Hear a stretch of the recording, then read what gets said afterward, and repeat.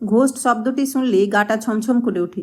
ভাবুন তো, যদি একটা আস্ত জাহাজ যদি ঘোস্ট হয় তাহলে? শুনে ঘাবড়ে গেলেন তো? আসলে ব্যাপারটা কিন্তু তেমন নয়। ভারতীয় নৌবাহিনীর অন্তর্গত INS বিশাখাপত্তনমকে ঘোস্ট শিপ বা অদৃশ্য জাহাজ বলা হয়। এর কারণ হলো অত্যাধুনিক স্টেলথ প্রযুক্তি।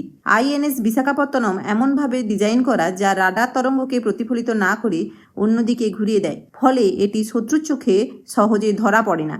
2011 সালের 21শে নভেম্বর এটি ভারতীয় নৌবাহিনীর অন্তর্গত হয়। এটি সম্পূর্ণ একটি দেশীয় প্রযুক্তিতে তৈরি একটি যুদ্ধ জাহাজ। এটি ভারতের সামুদ্রিক সীমানাকে আরও নিরাপত্তা প্রদান করেছে। এর দৈর্ঘ্য 163 মিটার, প্রস্থ 17.4 মিটার, এর গতি ঘন্টায় 56 কিলোমিটার।